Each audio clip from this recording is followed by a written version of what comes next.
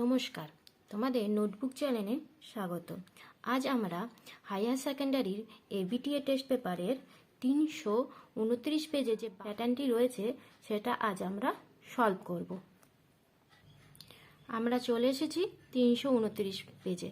এবার করা যাক। প্রথম প্রশ্ন, সে মাথা খুঁড়ছে সেই স্বচ্ছ সমস্যার অকারণ অর্থহীন অনুচিত কাঠিন্যে। এখানে মৃত্যুঞ্জয়কে তুলনা করা হয়েছে মানসিক ভারসাম্য ব্যক্তির সঙ্গে, রাগী জ্ঞানশূন্য উদ্ভ্রান্তের সঙ্গে, অসুস্থ রোগীর সঙ্গে, সারসাথী আটকানো মৌমাছির সঙ্গে। তাহলে এখানে মৃত্যুঞ্জয়কে তুলনা করা হয়েছে সারশিতে আটকানো মৌমাছির সঙ্গে। 2 নম্বর কোশ্চেন, সাধারণ সহজবোধ্য ব্যাপারটা সে ধারণা করতে পারছে না। সাধারণ সহজবোধ্য ব্যাপারটি ছিল অকালের দিনে অনাহারে মৃত্যু, নিখিলের নির্বিকার অবস্থা, মৃত্যুঞ্জয়ের স্ত্রীর শারীরিক অবস্থার অবনতি, না ভয়াবহ সামাজিক অবক্ষয়। এখানে সাধারণ সহজবোধ্য ব্যাপারটা মৃত্যুঞ্জয় ধারণা করতে পারছে না, সেটা হচ্ছে অকালের দিনে অনাহারে মৃত্যু। এই সহজ ধারণাটা মৃত্যুঞ্জয় মেনে নিতে পারছে না। 3 নম্বর কোশ্চেন, বুড়ো কর্তা সংসার নিয়ে নাটাঝামটা হচ্ছিল। এখানে ব্যবহৃত নাটাঝামটা শব্দটির অর্থ ক সাংসারিক অশান্তি, খ সুনাম দুর্নাম, গ অকথা কুকথা অবস্থা। 4 নম্বর প্রশ্ন, দূরদর্শী লোক ছিলেন। কার কথা বলা হয়েছে? বড় পিসি, বড় বউ, ছোট বউয়ের বাবা, না বুড়ো কর্তা? এখানে দূরদর্শী লোক ছিলেন বুড়ো কর্তা। 5 নম্বর প্রশ্ন, রাতে গ্রামের ছোট বাজারে নেমে আসা স্তব্ধতার অন্তর্গত হয়ে যায়।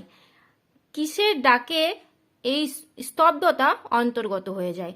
এখানে অপশনে দিয়েছে কুকুরের ডাক, রাতচরা পাখির ডাক, প্যাঁচার ডাক, না শেয়ালের ডাক। এখানে প্যাঁচার ডাক হবে, এটা প্যাঁচার ডাক। 6 নম্বর প্রশ্ন, জননী কন্দরতা, কারণ প্রাকৃতিক দুর্যোগে মানুষের জীবন বিপন্ন, শাসকের অত্যাচারে মানুষের জীবন বিপন্ন, দুর্ঘটনায় মানুষের জীবন বিপন্ন, নাকি সাম্প্রদায়িক দাঙ্গায় মানুষের জীবন বিপন্ন? এখানে এটা হবে শাসকের অত্যাচারে মানুষের জীবন বিপর্যয়। শাসকের অত্যাচারে মানুষের জীবন বিপর্যয় নিয়ে যে পরের প্রশ্ন, রক্তের অক্ষরে দেখিলাম। ক মৃত্যুর মুখ, আপনের মুখ, আপনার মুখ, প্রকৃতির রূপ, নাকি রূপনারায়ণের রূপ?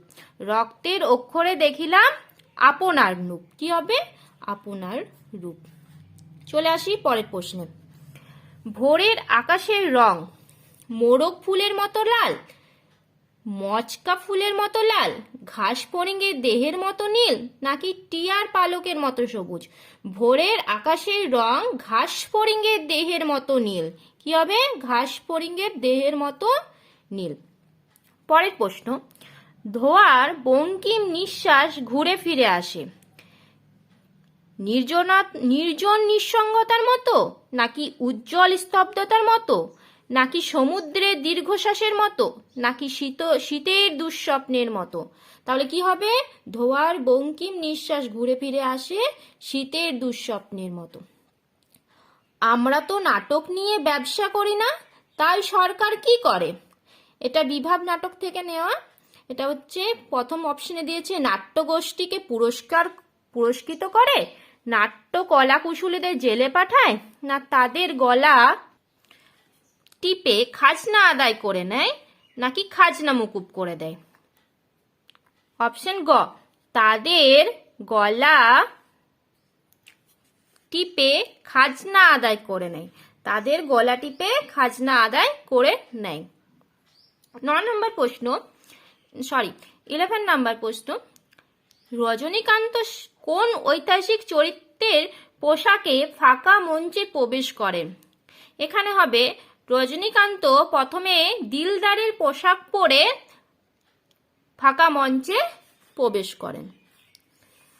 12, আমরা সর্বস্ব দিয়ে থুয়ে আবার বেরিয়ে পড়ি, কি বলে বেরিয়ে পড়েন? জয় মা কালী, না বোম কালী, না জয় মা শ্যামা কালী, না জয় নটনাথায়? তাহলে এটা কি হবে? বোম কালী। বোম কালী বলে তারা বেরিয়ে পড়ে। এত টানলে কি আর কাণ্ডজ্ঞান থাকে?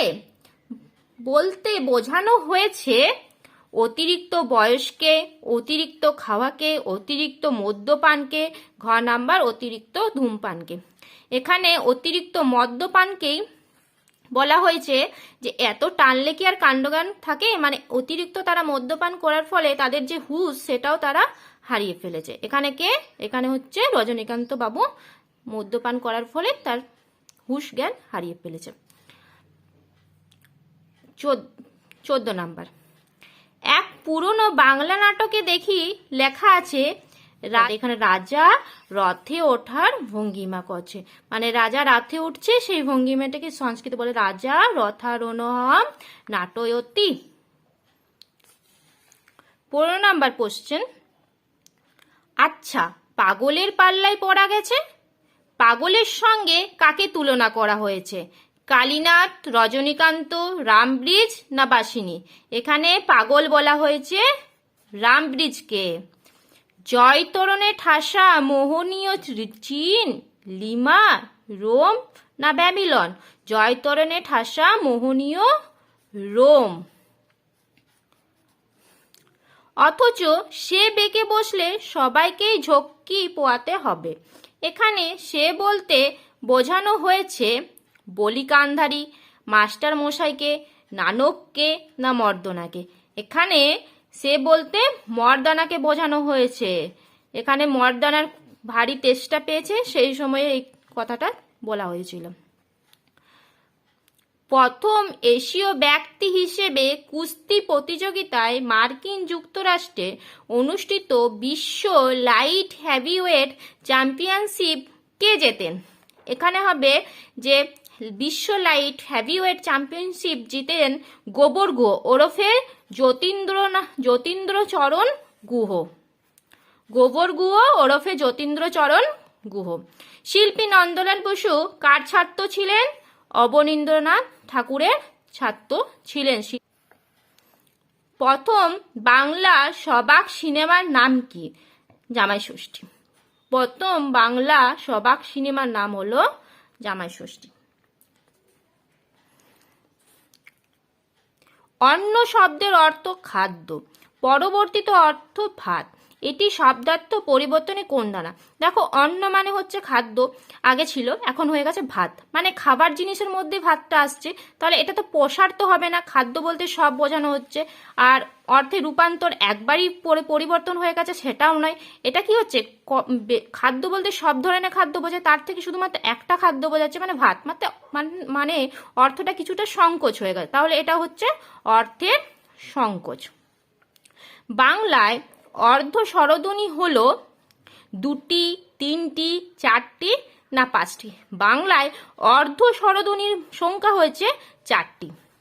তোমাদের বলে দিই কি কি, একটা হচ্ছে হস্যি, একটা হচ্ছে হস্যু, একটা হচ্ছে এ, এটাকে উন্তস্থ অ হিসেবে বলা হচ্ছে, আর একটা হচ্ছে ও।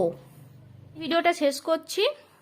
এই যে তারপরে যে এসিকিউগুলো রয়েছে সেগুলো আমি পরের ভিডিওতে খাতাতে লিখে উত্তর সহ তোমাদের পড়ে দেখাবো।